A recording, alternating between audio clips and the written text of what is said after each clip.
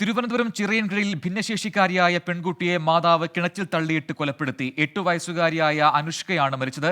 മാതാവ് mini Chirayinkeezhu police സ്റ്റേഷനിൽ കീഴടങ്ങി. അഖിൽ ഷാ അൻസാർ നൽകും തിരുവനന്തപുരത്ത് നിന്ന് കൂടുതൽ വിവരങ്ങൾ. അഖിൽ ഷാ, സങ്കടകരമായ വാർത്തയാണ്. എന്താണ് അവിടെ സംഭവിച്ചത്? വിവരങ്ങൾ.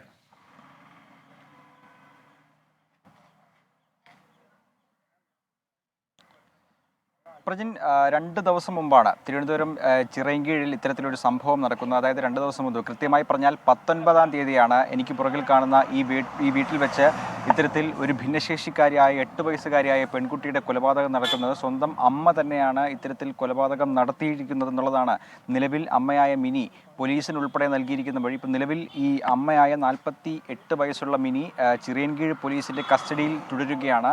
ഇപ്പോൾ നിലവിൽ പോലീസിന് ഇവർ നൽകുന്ന മൊഴി അനുസരിച്ച്, അതായത് ഇവർ ആദ്യം കുഞ്ഞിനെ ശ്വാസമുട്ടിച്ച് കൊലപ്പെടുത്തുകയാണ് ആദ്യം ചെയ്തത്. കൊലപ്പെടുത്തിയതിന് ശേഷം ഈ വീടിന് പുറകുവശത്തുള്ള കിണറ്റിലേക്ക് ഈ മൃതദേഹം തള്ളിയിട്ടു എന്നുള്ളതാണ് പോലീസിന് നിലവിൽ നൽകിയിരിക്കുന്ന വഴി. ഇപ്പോൾ ഈ ഘട്ടത്തിൽ പോലീസിന് ഈ വീടിനുള്ളിൽ നിന്ന് ഇത്തരത്തിൽ കൊലപാതകം നടത്താൻ ശ്രമിച്ചു എന്ന് പറയപ്പെടുന്ന ഒരു തുണിയും ഈ ഘട്ടത്തിൽ കിട്ടിയിട്ടുണ്ട്. എന്നാൽ അത് ഏതെങ്കിലും തരത്തിൽ ഇതുമായി ബന്ധമുണ്ടോ എന്നുള്ള കാര്യത്തിലൊന്നും ഇതുവരെ ഒരു നിഗമനമായിട്ടില്ല. എന്തായാലും ഇക്കാര്യത്തിൽ പോലീസ് അതിൽ കൂടുതൽ അന്വേഷണങ്ങൾ നടത്തി വരികയാണ്. കൊലപാതകം കൃത്യം 19-ാം തീയതി നടത്തിയതിനു ശേഷം ഈ സ്ത്രീ തിരുപ്പതിയിലേക്ക് പോയി എന്നുള്ളതാണ് നിലവിൽ പോലീസിന് നൽകിയിരിക്കുന്ന മൊഴി. എന്നാൽ ആ മൊഴി പോലീസ് പൂർണ്ണമായി വിശ്വാസത്തിൽ എടുത്തിട്ടില്ല എന്നുള്ളതാണ് ഈ ഘട്ടത്തിൽ നമുക്ക് മനസ്സിലാക്കേണ്ടത്. എന്തായാലും കൂടുതൽ അന്വേഷണങ്ങൾ ഈ ഘട്ടത്തിൽ നടന്നു വരികയാണ്. ഇൻക്വസ്റ്റ് ഉൾപ്പെടെയുള്ള നടപടികളും ഈ ഘട്ടത്തിൽ പുരോഗമിക്കുകയാണ്. ഇൻക്വസ്റ്റ് നടപടിക്ക് ശേഷമാകും പോസ്റ്റ്മോർട്ടവും ഉൾപ്പെടെയുള്ള നടപടികളുമായി ബന്ധപ്പെട്ട് മൃതദേഹം ഈ തിരുവനന്തപുരം മെഡിക്കൽ കോളേജ് ആശുപത്രിയിലേക്ക് മാറ്റുക. എന്തായാലും ഈ വിഷയത്തിൽ പോലീസ് കൂടുതൽ അന്വേഷണം നടത്തി വരികയാണ്. ഈ തിരുപ്പതിയിലേക്ക് പോയി എന്നതുൾപ്പെടെയുള്ള മൊഴിയുടെ ചില